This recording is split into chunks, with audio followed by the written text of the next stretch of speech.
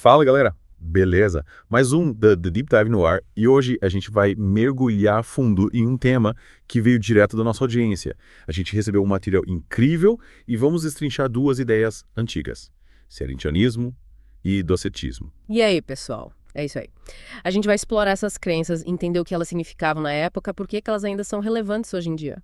A ideia é entender as raízes de algumas ideias que a gente vê por aí, né? Isso mesmo. E a gente vai se basear totalmente no texto que vocês mandaram pra gente, sem viajar muito pra fora do material. Exato. Foco total no que o texto diz sobre o serentianismo e o docetismo. Beleza. Então vamos começar com o serentianismo. A gente tá falando do final do século IV, começo do século V depois de Cristo. Época de muita mudança, né?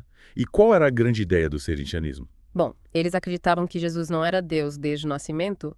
Para eles, ele só se tornou divino no batismo. Que interessante. E como eles viam a morte de Jesus? Eles diziam que Deus abandonou Jesus na hora da morte e só se uniria a ele de novo na volta de Cristo. Uma visão bem diferente, né? E o que o docetismo tem a ver com isso? O serentianismo meio que já dava uma pitada do docetismo. Eles também negavam a encarnação de Cristo como Jesus humano. Entendi. Eles não aceitavam que o Cristo divino pudesse se unir completamente ao Jesus humano? É isso aí. Eles achavam que a pureza do Cristo não combinava com o corpo humano. Faz sentido. O texto fala, gente, que não pôde ou não recebeu graça para crer no mistério que esteve oculto. Era difícil para eles. Eles tinham uma visão peculiar sobre a criação também. É verdade. Eles acreditavam que o mundo não foi criado pelo Deus Supremo. Mas por uma virtude ou potência menor, separada da suprema virtude. Tipo uma hierarquia divina. Interessante. E sobre o nascimento de Jesus? Para eles, Jesus nasceu como qualquer um de nós, filho de José e Maria. Nada de nascimento virginal. E quando o Cristo se uniu a Jesus, na visão deles? No batismo, eles acreditavam que o Cristo desceu sobre Jesus em forma de pomba, vindo do Supremo Princípio. E qual era o propósito dessa união? Anunciar ao Pai, que era desconhecido, e realizar milagres para mostrar essa união divina. E a crucificação. Como eles entendiam isso? Eles diziam que Jesus, o homem, sofreu e morreu. Mas o Cristo espiritual ficou de boa, sem sofrer. Tipo como se o Cristo tivesse dado um tempo da missão na hora H, né? É, duas entidades separadas. Agora, vamos falar do docetismo em si. Ele surgiu no final do século I entre os cristãos. E o que era o docetismo? Qual a ideia central? Eles acreditavam que Jesus não tinha um corpo físico de verdade. Era só aparência, tipo um fantasma. Caramba. E qual a consequência disso para a fé deles? Se Jesus não tinha corpo físico, não precisava acreditar no Jesus humano para salvação. Interessante. Então, o foco mudava para essa figura divina que só parecia humana. Exatamente. O corpo de Jesus era só uma ilusão. O corpo real era astral ou celestial. O texto fala que do cético vem do grego tokeo, que significa parecer, e dokesis, que é aparência. A origem da palavra já diz tudo.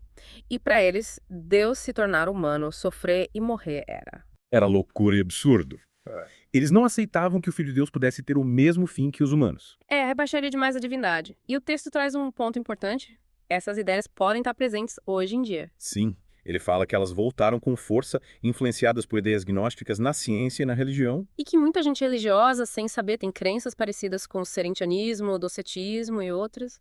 O texto fala que muitas vezes a gente só repete o que aprendeu sem questionar a fundo, crenças de segunda mão. É como um papagaio repetindo o que ouviu, né? E aí o texto apresenta uma resposta das escrituras. E destaca 1 João 4.2, que fala que quem confessa Jesus Cristo vindo em carne é de Deus. Uma resposta direta ao docetismo e ao serentianismo que negavam a encarnação. E tem 1 João 2.22 e 23, que define o mentiroso como aquele que nega que Jesus é o Cristo. Ou seja, negar o filho é negar o pai também. E a visão sobre o anticristo é bem interessante. O texto fala que já existem muitos anticristos, como diz 1 João 2.18. E define o anticristo como qualquer um que tira o foco da cruz de Cristo para a salvação. Tipo, coloca ênfase no que a pessoa faz e não em Cristo. E a apostasia, como o texto define. É se afastar de Cristo da cruz e da ideia de que só ele basta para nos salvar. Então a gente viu o serentianismo com aquela visão de Cristo se unindo a Jesus e depois o abandonando. E o docetismo, que negava a realidade física de Jesus. E, por fim, a resposta do texto, que defende a encarnação de Cristo. É isso aí. E o texto nos alerta que essas ideias antigas podem estar presentes hoje em dia. E nos convida a repensar nossas crenças, né? De onde elas vêm, foram construídas ou herdadas. Boa pergunta. O que importa mais? O que a gente faz ou quem é a figura central da nossa fé? Fica essa reflexão para a galera que está acompanhando a gente. É isso aí. Mais um The Deep Dive para conta. Valeu pela companhia e até a próxima.